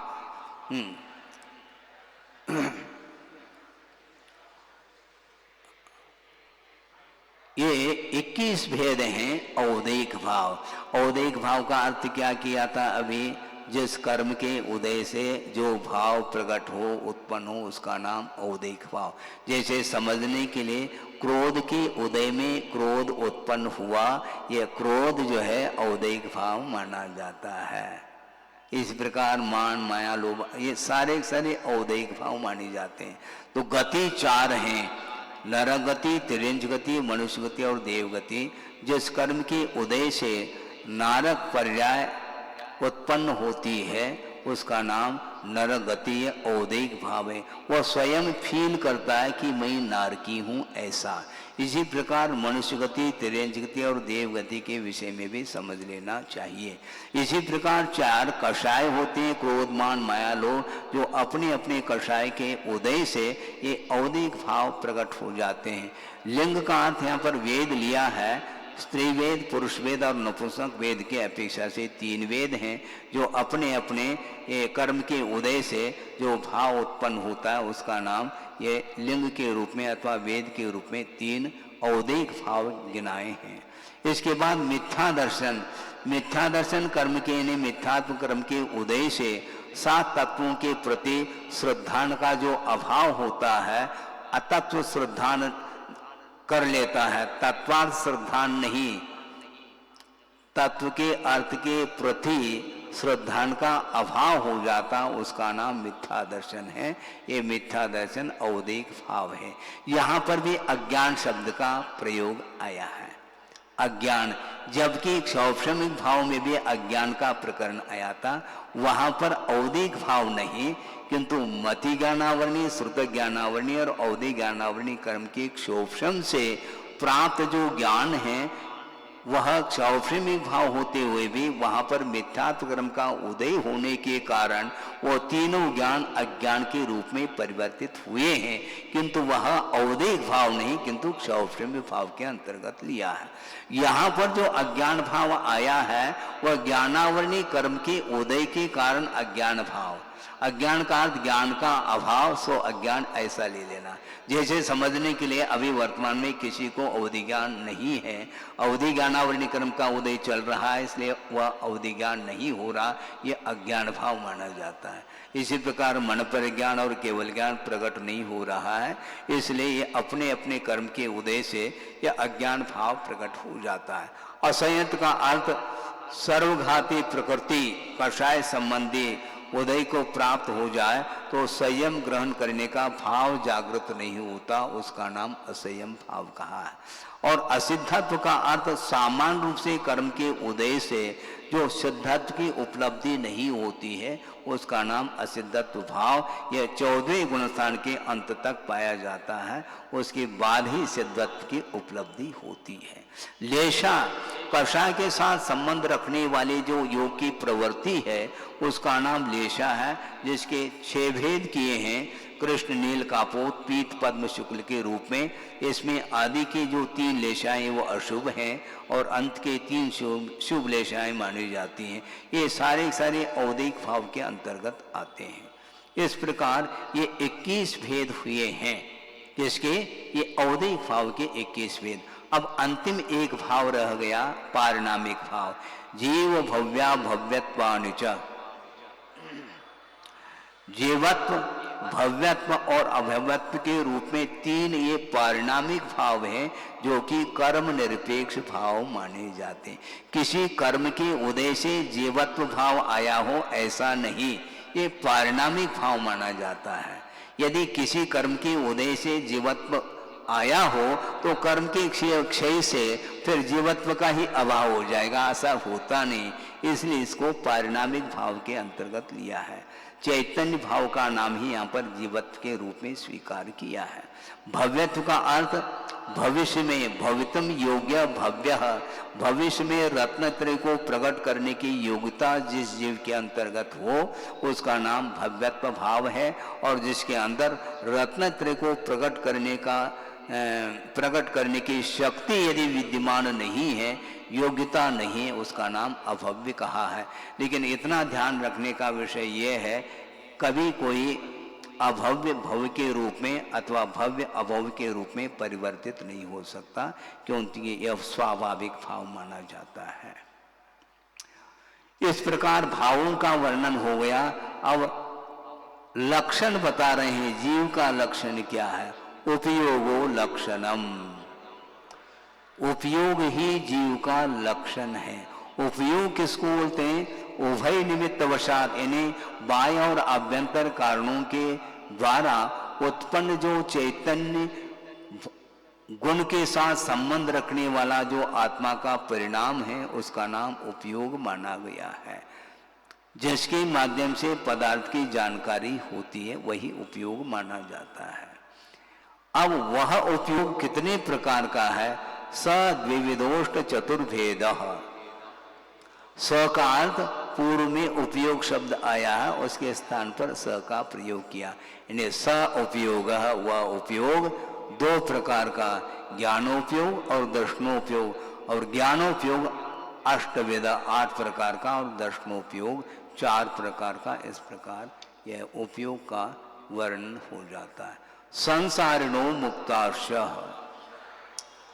अब जीव का लक्षण तो आपने बता दी, अब जीव के भेद है क्या? नहीं, तो जीव के भेद हैं संसारी और मुक्त के अपेक्षा से। दोनों में बहुवचनांत पद हैं, क्योंकि संसारी जीव भी अनंतानंत है और मुक्त जीव भी अनंतानंत है, इस अपेक्षा से बहुवचन का प्रयोग किया। और संसारी पद को पहला क्यों रखा? इसलिए रखा क्योंकि मोक्ष जो होता है वह संसार पूर्वक ही होता है। मुक्ति किससे मिली? संसार से मिली, इसलिए संसारी पद को सर्वप्रथम रखा, बाद में मुक्त पद को रखा है। 5 प्रकार का जो संसार है, द्रव्य, क्षेत्र, काल, भव और भाव के अपेक्षा से ये पंच परावर्तन रूप जो संसार है, उसके साथ जो जी रहा है उसका नाम संसारी है। और 5 प्रकार के संसार से जो ऊपर उठ चुका है उसको मुक्त जीव बोलते हैं। समनस्का मनस्का। अब संसारी जीव के कितने भेद हैं? मन सहित और मन रहित। गुण दोष के विषय में विचार करने की क्षमता जिसके अंदर हो उसका नाम समनस्क बोलते हैं। मन सहित जो होता है वह समनस्क है, और जो मन रहित होता है वह अमनस्क जीव माना जाता है। इस प्रकार संसारी जीव 2 भागों में विभक्त होते हैं। और दूसरी तरह से और भेद कर रहे हैं संसारी जीवों के। संसारिणा त्रसस्थावराहा। जो संसारी जीव जो समनस्क और अमनस्क के रूप में ग्रहण किया है, उन्हीं में कुछ जीव ऐसे होते हैं जो त्रस के रूप में होते हैं और कुछ स्थावर होते हैं। यानी तृष्णाम कर्म के उदय से द्विंद्रिय आदि पर्यायों में उत्पन्न होने वाले जो जीव हैं उनको त्रस बोलते हैं। और स्थावर नाम कर्म के उदय से पृथ्वी कायिक आदि 5 प्रकार के स्थावरों में उत्पन्न होने वाले जो जीव होते हैं वे स्थावर माने जाते हैं। इसका संक्षेपीकरण है। प्रतिव्यक्ति जो वायु वनस्पतयः स्थावराः। स्थावर ये 5 प्रकार के हैं और उत्तर भेदों की अपेक्षा से अनेक प्रकार हो सकते हैं, किंतु मुख्य रूप से पृथ्वी कायिक, जल कायिक, अग्नि कायिक, वायु कायिक और वनस्पति कायिक, इस प्रकार ये 5 स्थावर माने जाते हैं। स्थावर नाम कर्म के उदय से ये पर्याय उन्हें मिली है। द्विंद्रियादय त्रसाहा। अब देखो सोचने की बात है, ये सारे जीव हैं, महसूस होता है क्या? नहीं होना चाहिए, अन्यथा नहीं लेना, लेकिन एक प्रकार से सारी क्रियाएं देखने में आती हैं। मान लो आपका पैर मान लो किसी चींटी आदि के ऊपर पड़ जाता है, उस समय तो आपको लगता है ये जीव का घात हो गया, ठीक है। वनस्पति, उसका यदि घात होता है उसमें भी एहसास होना चाहिए ये जीव का घात हुआ है मेरे द्वारा, लेकिन प्रायः नहीं होता। ये होता है क्या? बहुत कम महसूस होता होगा, जबकि होना चाहिए। वो एक स्थान से दूसरे स्थान तक जाने की उनके अंदर क्षमता नहीं है, इसलिए उसको स्थावर संज्ञा प्राप्त है। ये पेड़ पौधे हैं अथवा जल कायिक जीव हैं, अग्नि कायिक हैं, ये वायु कायिक हैं और वनस्पति कायिक, ये सारे पृथ्वी कायिक, ये सब जीव हैं। क्योंकि पृथ्वी को जिसने काया बना ली है उसका नाम पृथ्वी कायिक है। जल को ही जिसने काया था शरीर बना ली उसको जल कायिक बोलते हैं। इस प्रकार अग्नि ही जिसका शरीर है वह अग्नि कायिक और वायु कायिक। इस प्रकार वायु को ही काया बना करके वह जी रहा है जीव, इसलिए उसको वायु कायिक बोलते हैं। और वनस्पति कायिक तो आप देखते हैं। इस प्रकार इनमें भी जीवत्व है ऐसा इसका ज्ञान होना चाहिए, तब कहीं जाकर जो महाव्रती होता है वह स्थावर हिंसा से भी ऊपर उठ जाता है। द्विंद्रियादय त्रसाहा, द्विंद्रिय आदि के त्रसजीव माने जाते हैं। द्विंद्रिय, तीन इंद्रिय, चौरेंद्रिय और पंचेंद्रिय, ये सारे त्रसजीव माने जाते हैं। पंचेंद्रियाणि, अब देखो ये इंद्रियां 5 होती हैं। इंद्रिय का अर्थ तो आप पढ़ करके आए हैं, जो पदार्थ के बोध के लिए जो एक सहयोग प्रदान करने वाले जो होते हैं उसको इंद्रिय बोलते हैं। वो 5 होते हैं। वे पांचों इंद्रिय प्रत्येक दो प्रकार के होते हैं, इसलिए द्विविधानी ये सूत्र आया नीचे, 2 प्रकार के हैं। इन्हें पांचों इंद्रिय 2 प्रकार के होती हैं। वो 2 प्रकार की कौन सी हैं आगे के सूत्र में स्पष्ट कर रहे हैं। निर्वृत्त उपकरणे द्रव्येंद्रियम, निर्वृत्ति और उपकरण की अपेक्षा से द्रव्येंद्रिय 2 प्रकार का है। निर्वृत्ति का अर्थ रचना विशेष है। आत्म प्रदेशों की इंद्रिय आकार जो रचना विशेष है उसका नाम आभ्यंतर निर्वृत्ति है, और उसी इंद्रिय आकार को लेकर के पौद्गलिक जो रचना होती है उसका नाम बहिर्निर्वृत्ति है। ऐसे 2 प्रकार की जो ये निर्वृत्ति ये द्रव्येंद्रिय के रूप में लिया है। और इसमें उपकरण भी 2 प्रकार के, एक आभ्यंतर उपकरण और एक बहिर उपकरण। यहाँ पर भिन्न भिन्न इंद्रियों की अपेक्षा से उपकरणों का भी उल्लेख हो सकता है, होता है, किंतु उदाहरण उस प्रकार दिया जाता है जो समझ में आ जाए। तो चक्षु इंद्रिय को लेकर के उपकरण 2 प्रकार के कौन कौन से इसको समझना है। ये आंखें हैं, इसके अंदर जो एक तिल बराबर जो आकृति जिसके गोल के रूप में गुलाई को लेकर के वह एक बिंदु के रूप में है, वह क्या है? आभ्यंतर उपकरण है, निर्वृत्ति नहीं। निर्वृत्ति हाँ उस वह बहिर्निर्वृत्ति है, किंतु उसके लिए आभ्यंतर उपकरण क्या, जो बड़े बड़े जो गोलक जिसको बोलते हैं सफेद और काले के रूप में, ये आभ्यंतर उपकरण माने जाते हैं। और जो पलक है, पलक के रोम हैं, बरौनी वगैरह, ये सारे बहिर उपकरण माने जाते हैं।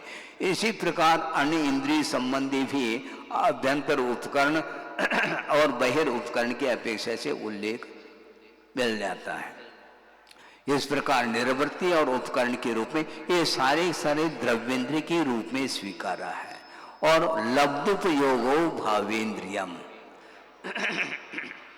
लब्धि और उपयोग के रूप में भावेंद्रिय के 2 भेद है। ज्ञानावरणी कर्म के एक शोभम विशेष का नाम लब्धि है, और उसके निमित्त से पदार्थ को जानने के लिए जो व्यापार हो जाता है आत्मा का, उसका नाम उपयोग है।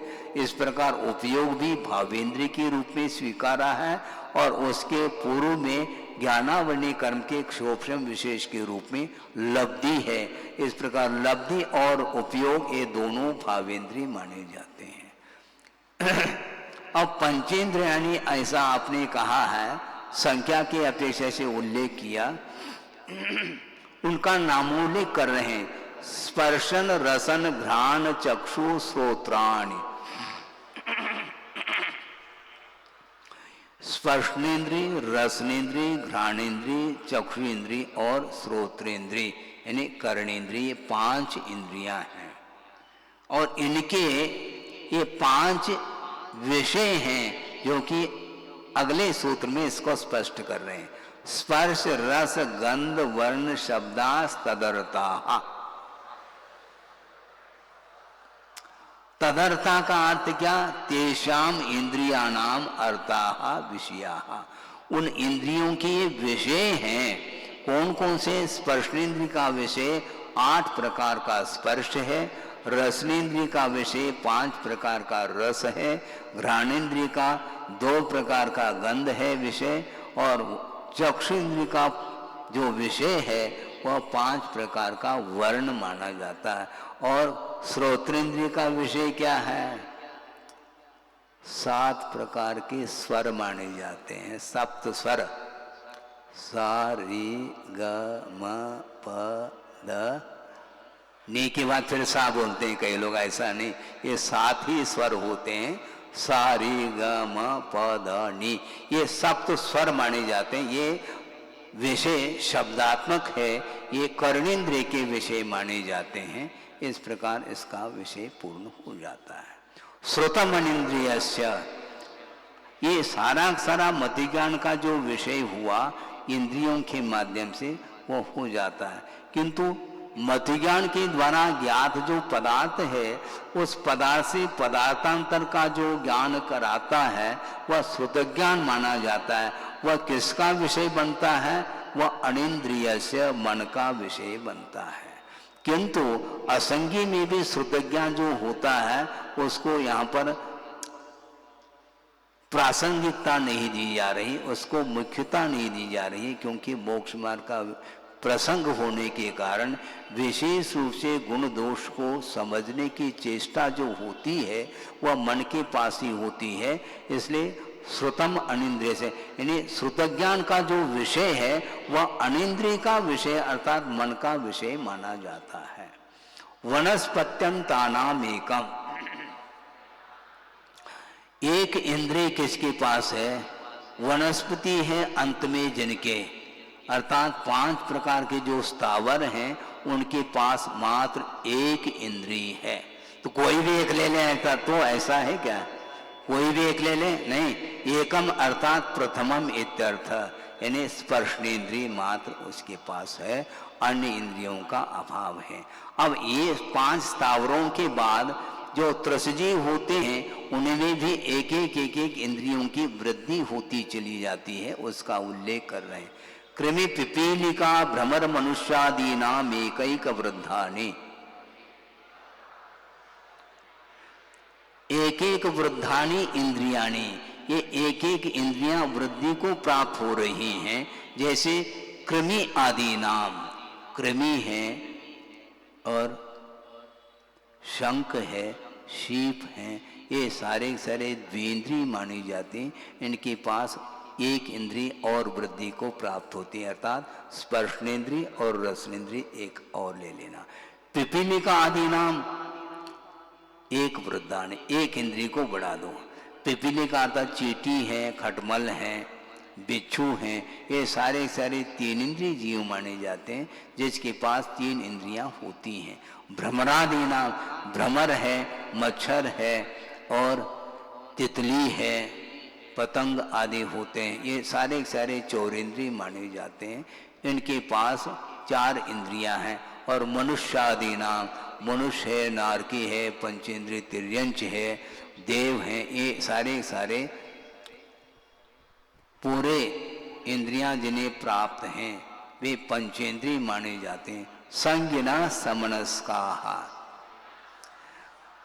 समनस्क मन सहित जो होते हैं उनको हम क्या बोलेंगे? संगी बोलेंगे, और जो मन रहित होते हैं उनको असंगी बोलते हैं, ऐसा इसका अर्थ है। अब ये प्रकरण हो गया इंद्रियों को लेकर के, उनके विषयों को लेकर के वर्णन कर दिया।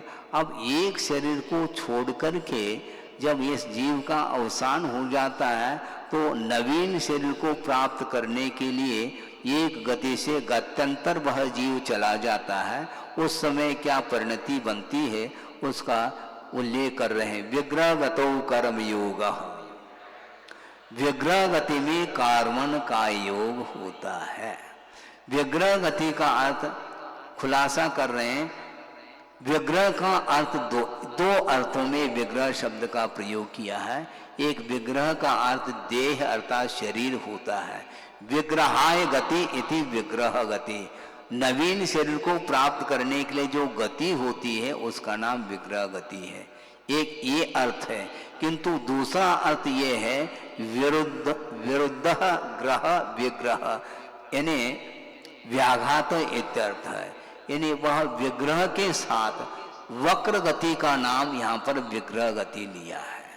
जो सीधी गति होती है उसको ईशु गति अथवा ऋजु गति बोलते हैं, और वक्र गति अर्थात मोड़े के साथ जो गति होती है उसका नाम विग्रह गति है। तो विग्रह गति में यद्यपि कर्मों का आश्रय तो होता रहता है, किंतु शरीर का अभाव होने के कारण नौ कर्म वर्गनाओं का आना रुक जाता है, जिसको बोलते हैं अनारक अवस्था। उस समय कार्मण का योग होता है, ऐसा इसका फलितार्थ निकलता है।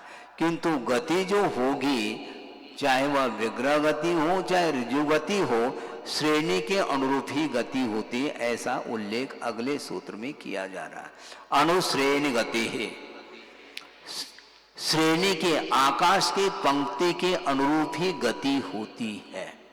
ये बहुत सूक्ष्म विषय है।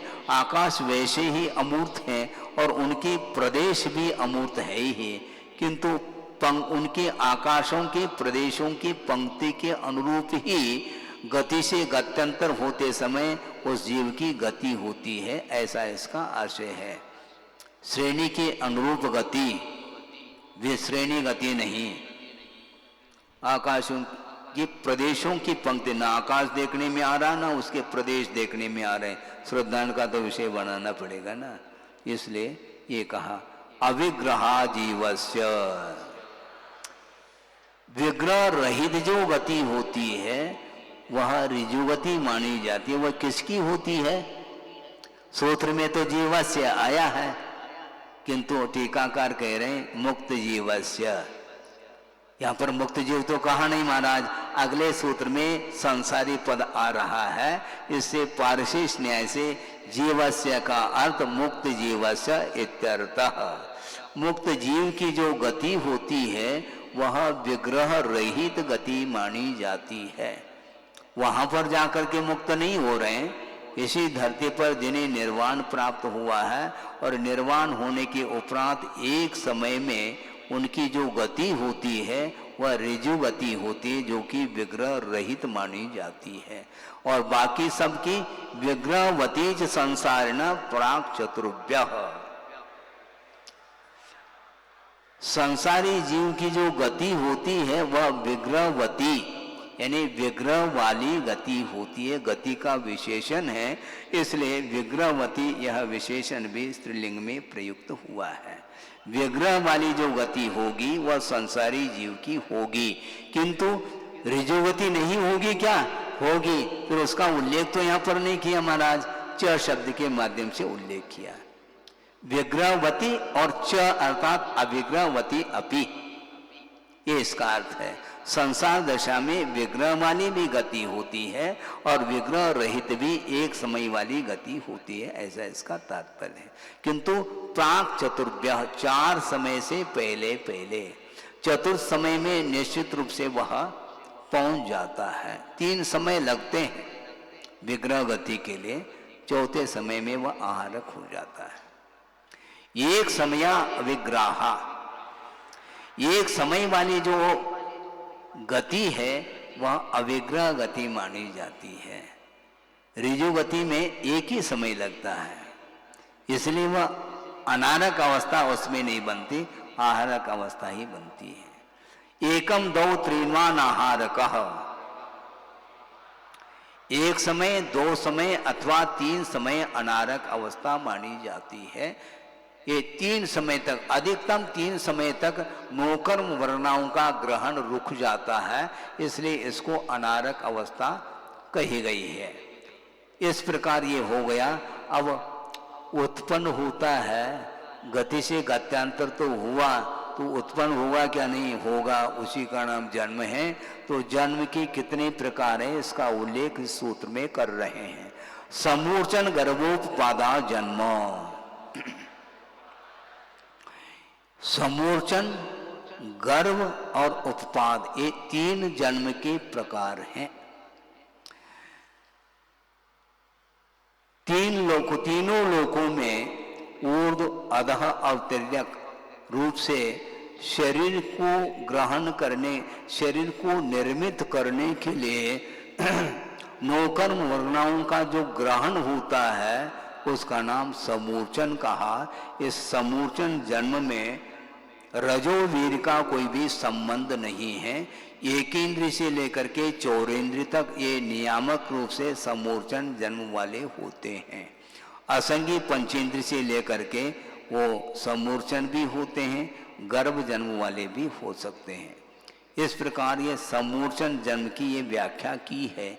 और गर्भ जन्म उसको बोलते हैं शुक्र शोणित, इन दोनों का जो सम्मिश्रण है उसका नाम गर्भ है। अथवा दूसरे ढंग से भी गर्भ की व्याख्या की गई है। माता के द्वारा उपभोग्य जो आहार है उस आहार का जो सम्मिश्रण है उसका नाम भी गर्भ, ऐसा टीकाकार ने स्पष्ट किया है। उस गर्भ के माध्यम से जन्म होता है, उसका नाम गर्भ जन्म माना जाता है। और देव और नारकियों की उत्पत्ति स्थान विशेष का नाम उपपाद जन्म कहा है। इतने संक्षिप्त व्याख्या टीकाकार ने भी की है। अब जन्म तो होता है किंतु जन्म लेने का जो स्थान विशेष है वह योनि स्थान माना जाता, उसके विषय में एक सूत्र के माध्यम से उल्लेख कर रहे हैं। सचित शीत समृता शेतरा मिश्राश्चैकशस्तद्योनय। सचित, शीत और समृत, और ठीक इसके इतर अर्थात विपरीत अचित, उष्ण और विव्रत, और मिश्र का अर्थ सचिताचित, शीतोष्ण और समृत विव्रत। इस प्रकार ये जन्म स्थान कि ये 9 भेद हो जाते हैं और उत्तर भेदों के अपेक्षा से 84 लाख योनियों का भी वर्णन आता है। सचित का अर्थ यहाँ पर चेतना सहित जो उत्पत्ति स्थान है उसका नाम सचित योनि कहा है। और जिस स्थान में शीतांश हो उसका नाम शीत ऐसा कहा। और समृद्ध का अर्थ जो दृष्टि दुरपलक्ष्य प्रदेश उच्यते, वह स्थान इतना सूक्ष्म है वह दृष्टिगत नहीं हो सकता, उसका नाम यहाँ पर समृद्ध अर्थात ढका हुआ वह स्थान माना जाता है। और ठीक इसके विपरीत अचित यानी चेतना से सहित रहित और उष्ण और विवृत अर्थात वह प्रकट हो किंचित, उसका नाम विवृत कहा। और मिश्र का अर्थ स्पष्टी कर दिया, सचिताचित, शीतोष्ण और समृद्ध विवृत के रूप में ये उत्पत्ति स्थान का वर्णन एक सूत्र के माध्यम से किया गया है। जरायुजानज पूतानाम गर्भः। गर्भ जन्म के ये 3 भेद किए हैं, एक जरायुज और अंडज और पोत, इस प्रकार 3 भेद के। ये गर्भ के भेद हैं, जन्म के नहीं।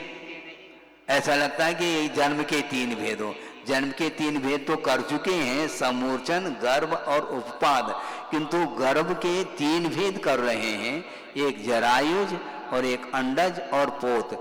जरायुज उसको बोलते हैं जाल के समान प्राणी जीव के ऊपर जो आवरण होता है, जो कि वह मांस और शोणित अर्थात रक्त से निर्मित होता है, उसको जरायु बोलते हैं। उससे उत्पन्न होने वाला जो गर्भ जन्म है वह जरायुज माना जाता है। इसी प्रकार अंडज उसको बोलते हैं नख के त्वचा के समान काठिन्य को लेकर के और गोलाई को लेकर के जो शुक्र शोणित जो आवरण है वह अंड माना जाता, उससे उत्पन्न होने वाला अंडज माना जाता है। इसके उपरांत जो पोत उसको बोलते हैं आवरण के बिना परिपूर्ण अवयव वाला और उत्पत्ति स्थान से निकलते ही उसमें हलन चलन आदि के सामर्थ्य से युक्त होता है, उसका नाम पोत बोलते हैं। इस प्रकार ये गर्भ जन्म के 3 भेद हुए हैं। देवनार का नाम उपपादः, देव और नारकियों का जो जन्म होता है वो उपपाद जन्म माना जाता है। शेषानाम सम्मोचनम, शेष कौन रह गए? गर्भ जन्म वालों को छोड़ो और देव और नारकियों को छोड़ करके अन्य जितने भी शेष जीव हैं उनका जो जन्म होता है वह सम्मोचन जन्म माना जाता है। इस प्रकार जन्म का उल्लेख किया, किंतु जन्म हो जाता है तो बिना शरीर का रहता है क्या? शरीर तो रहेंगे क्या? नहीं, हाँ, शरीर का भी उल्लेख कर रहे हैं। औदारिक वैक्रिक आहारक तेजस कार्बनान शरीराणि।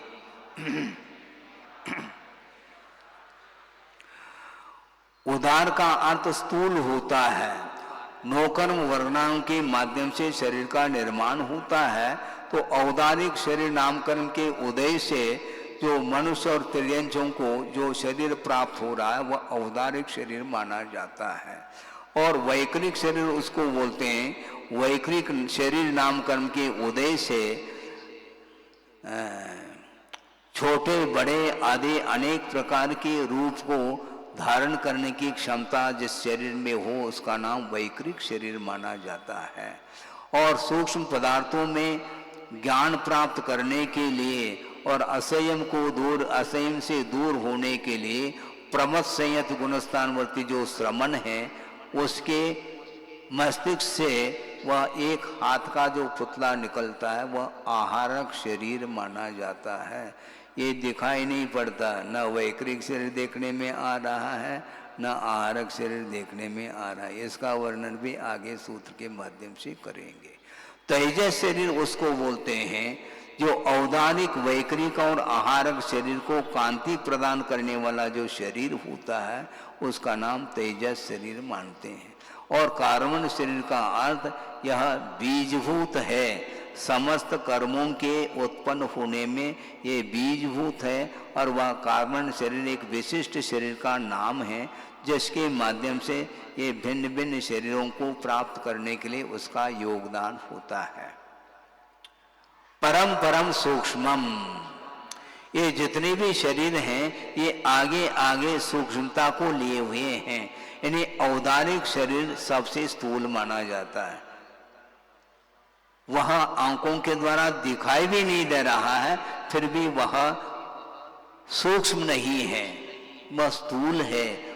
उस औदारिक शरीर से वैक्रिक शरीर और सूक्ष्म होता है, उससे आहारक शरीर और सूक्ष्म होता है, और तेजस और कार्बन शरीर और सूक्ष्म होते चले गए। ये दृष्टिगत नहीं होते। किंतु प्रदेशों के अपेक्षा से क्या विशेषता है तो अगले सूत्र में स्पष्ट कर रहे हैं। प्रदेश तो संख्ये गुणम प्राक तेजसात,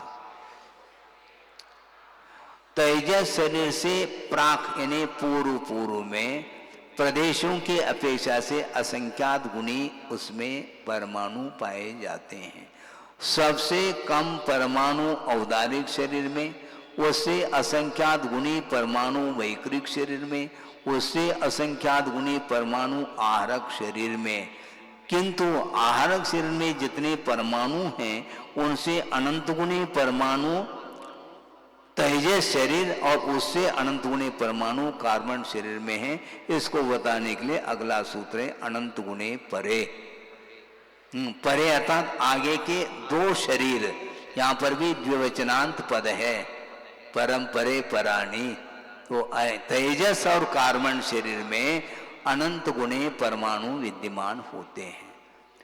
अप्रतिघाते, ये दोनों शरीर व्याघात से रहित हैं। ये किसी भी वस्तु से ये स्वयं बाधित नहीं होते और उनसे भी किसी को बाधा उत्पन्न नहीं होती। इसको अप्रतिघाती, तीन लोक में कहीं भी ये दोनों शरीर जा सकते हैं। पर्वत को भेद करके भी जानने की क्षमता इसके अंदर है, क्योंकि इसमें व्याघात नहीं हो सकता। अनादि संबंधी चो, इनका जो संबंध है आजकल का संबंध नहीं है, अनादिकालीन तेजस और कार्बन शरीर का संबंध है। और च शब्द के माध्यम से सादी संबंध भी है। सादी संबंध इस अनादि संबंध प्रवाह के अपेक्षा से अनादि संबंध है, किंतु अपने अपने कर्म की स्थिति पूर्ण होने के उपरांत वह निर्जरित हो जाता है वह कर्म, इस अपेक्षा से उसकी आदि प्रारंभ होती है। निर्जित होने के उपरांत अनंतर समय में किसी न किसी वह और उदय होता ही चला जाता है। मान लो आयु कर्म का अभाव हुआ, किंतु आयु कर्म का अभाव नहीं होता, किसी न किसी आयु का उदय बना ही रहता है। किंतु मनुष्य आयु समाप्त होती अनंतर समय में देव आयु का उदय हुआ, तो उसकी आदि तो मानी जाएगी कि नहीं मानी जाएगी। इस अपेक्षा से उस कर्म का जो संबंध है वह सादी संबंध भी सिद्ध होता है और प्रवहमान की अपेक्षा से अनादि संबंध है, ऐसा है। किंतु किसी संसारी खास किसी संसारी प्राणी के साथ ऐसा संबंध जुड़ा है क्या? है सबके साथ सर्वस्य, कोई भी बचा नहीं यहाँ पर। संसार में जितने भी जीव हैं ये कम से कम ये दो शरीर तो उसके साथ लगे हुए हैं, तेजस और कार्बन शरीर। एक साथ जिस प्रकार ज्ञान चार हो सकते हैं एक को आदि लेकर के, उसी प्रकार शरीर जो पांच हैं इनमें से एक साथ एक जीव में कितने शरीर रह सकते हैं? तदादीन भाज्यान युगपदे कस्या चतुर्भ्य,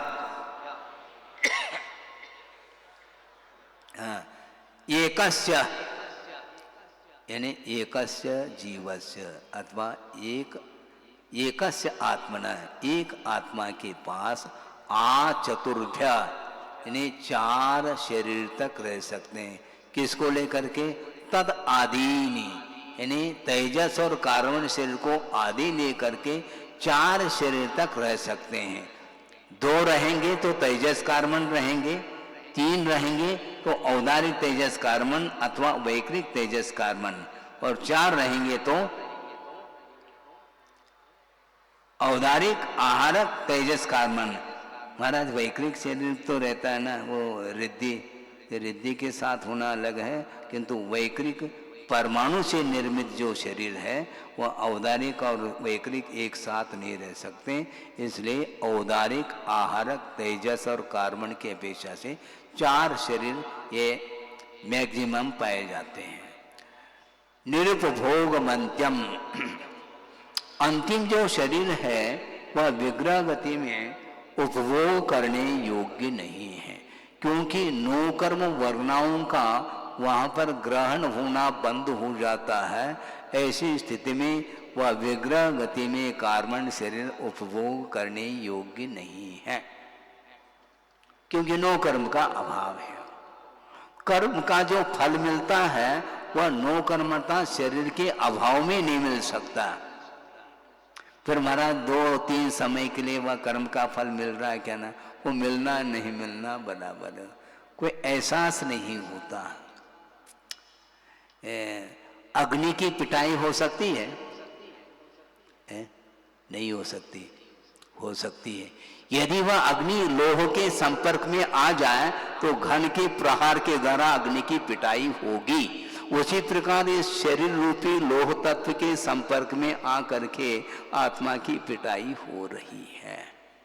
इसलिए एक दो अथवा तीन समय के लिए नौ कर्म का इस शरीर का अभाव होने के कारण वह कार्बन शरीर के माध्यम से वो आत्मा को वह जो फल मिलना चाहिए वह नहीं मिल पाएगा। इसलिए निरुपभोग्यम अंत्यम ऐसा कहा है। गर्भ समूर्चनज माध्यम, गर्भ और समूर्चन जन्म से उत्पन्न होने वाले जो जीव हैं उनके लिए कौन सा शरीर रहेगा? आद्यम अर्थात औदारिक शरीरम इत्यर्थः। आद्यम का अर्थ क्या? औदारिक शरीर, क्योंकि क्रम से वही दिया है। औदारिक शरीर, औदारिक वैकृतिक आहार तेजस कार्बनानी शरीरानी, ऐसा क्रम आया है। तो आद्यम अर्थात औदारिक शरीरम इत्यर्थ। औपपादिकम वैकृतिकम, उपपाद जन्म वाले जो देव और नारकी हैं उनका शरीर जो होगा वह वैकृतिक शरीर माना जाएगा। और वैकृतिक शरीर और किसी को भी हो सकता है क्या? हाँ, लब्धि प्रत्ययम च, लब्धि निमित्त करता तपो विशेष से जो रिद्धि की प्राप्ति होती है उसका नाम लब्धि है। वह भी उसका भी शरीर वैकृत शरीर माना जाता है, किंतु वह वैकृत शरीर होते हुए भी वैकृत वर्णनाओं से निर्मित नहीं, किंतु औदारिक वर्णनाओं से वह निर्मित माना जाता है। जैसे चक्रवर्ती है, वह पृथक विक्रिया कर लेता है 96,000 वह अपने शरीर को बना लेता है, किंतु वो औदारिक शरीर से ही वह उत्पन्न हो रहा है। इस अपेक्षा से उसको भी वैकृत लब्धि के निमित्त से उत्पन्न होने वाला भी वैकृत शरीर माना जाता है। इसी प्रकार तेजसम अपि लब्धि प्रत्ययम ये जोड़ लेना उसके साथ, यानी तेजस शरीर जो होता है वह भी लब्धि निमित्तक होता है। एक निस्सरणात्मक एक अनिस्सरणात्मक दो प्रकार के तेजस शरीर है। जो अनादिकाल जो तेजस शरीर का संबंध है जीव के साथ, वह तो अनिस्सरणात्मक तेजस शरीर माना जाता है, और निस्सरणात्मक जो तेजस शरीर है वह प्रशस्त तेजस शरीर और अप्रशस्त तेजस शरीर के रूप में उत्पन्न होता है। जो बाएं हाथ से कंधे से उत्पन्न होने वाला जो तेजस शरीर है वह अशुभ तेजस शरीर माना जाता है, जिसके माध्यम से कितने 9 योजन द्वीपायन के द्वारा द्वारिका जली थी। 12 योजन, सोचो विचार करो, ये तेजस समुद्गात माना जाता है।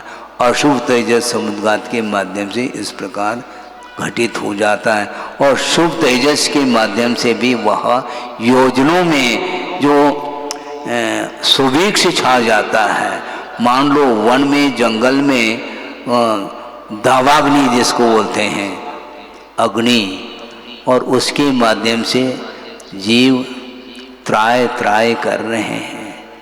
उस समय ऐसे मुनि महाराज जो ध्यान में लीन हैं और वह दृश्य सामने देखने को मिल रहा है, उस समय उनके अंदर जो करुणा के अनुकंपा के ऐसे भाव उत्पन्न होते हैं, जिसके माध्यम से दाएं कंधे से वह पुतला निकल जाता है और चारों ओर वह सुभीक्ष छा जाता है। इसको प्रशस्त तेजस बोलते हैं। यह भी लब्धि निमित्तक ही होता है। इन्हें तपो विशेष से जो रिद्धि प्राप्त होती है उसी का नाम लब्धि कहा। शुभम विशुद्धम अव्याघात चाहारकम प्रमथ संयतस्यैव। ये आहारक जो शरीर है वह एक हाथ का पुतला मस्तिष्क से निकलता है, वह शुभात्मक है और विशुद्ध परिणाम से उत्पन्न हुआ है और व्याघात से रहित है। किंतु व्याघात से रहित होते हुए भी तीनों लोक में व्याघात से रहित है ऐसा नहीं लेना, किंतु यह ढाई द्वीप के अंतर्गत वह किसी भी स्थान में पहुंच जाए तो वह आहारक शरीर बाधा को प्राप्त नहीं होता। इस अपेक्षा से उसको अव्याघाती कहा। इस प्रकार आहारक शरीर किसको प्राप्त होता है? प्रमथ संयतस्य एव ऐसा कहा।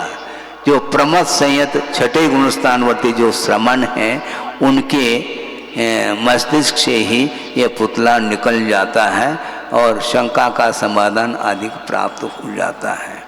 ये इस प्रकार आहारक शरीर का वर्णन किया। अब वेद का प्रसंग आता है। नारक सम्मूर्छनो नपुंसकाणी।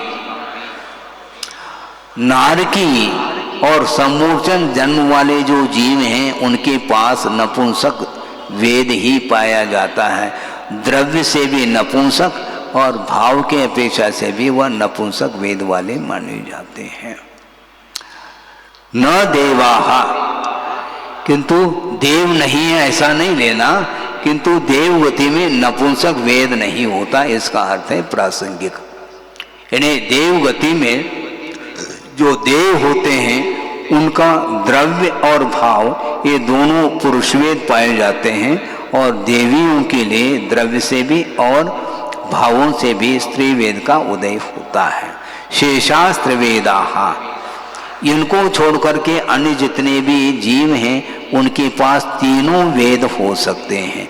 किंतु एक ध्यान देने की बात यह है कि जिस प्रकार कषाय, क्रोधमान, माया, लोभ अंतर अंतर मूर्त में परिवर्तन को लिए हुए होते हैं, उस प्रकार वेदों में परिवर्तन नहीं होता। जन्म से जो जिस वेद का उदय है वह अंत तक उसी वेद का उदय पाया जाता। यह वेद वैषम्य भले ही पाए जाए, यानी तीनों वेद वाले पाए जा सकते हैं नाना जीवों की अपेक्षा से। इसके बाद एक अंतिम सूत्र है, समाप्त किया जा रहा है। औपपादिक चर्मोत्तम देहा संखी वर्षायुषो नपवर्त्यायुषः।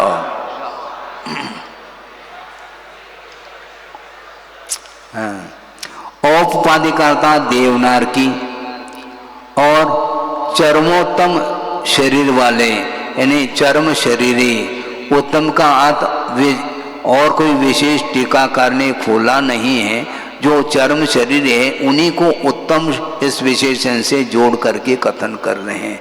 अथवा उन्होंने ये भी एक स्पष्ट रूप से पृथक रूप से उल्लेख किया कि चर्म देहा इति अपि पाठः, ऐसा कहा। उत्तम शब्द मिलता भी नहीं है, ऐसा भी पाठ मिलता है, केवल चर्म देहा ऐसा उन्होंने उल्लेख किया। चर्म देह का अर्थ जो है जो अंतिम शरीर वाले होते हैं, जिस भाव से जिन्हें निर्वाण का लाभ होता है, उनको तद्भव मोक्षगामी जिसको बोलते हैं। तो औपवादिक अर्था देवनार की और उसी भाव से मुक्त होने वाले जीव और असंख्य वर्ष वाले, असंख्यात वर्ष वाले का तो भोग भूमि जो मनुष्य और तिर्यंच होते हैं वे अनपवर्त्यायुष, ये सारे इनका अकाल मरण नहीं होता। देवगति में और नरगति में जो जीव होते हैं उनका अकाल में मरण नहीं होता। इसी प्रकार तद्भव मोक्षगामी जीव का भी अकाल मरण नहीं होता।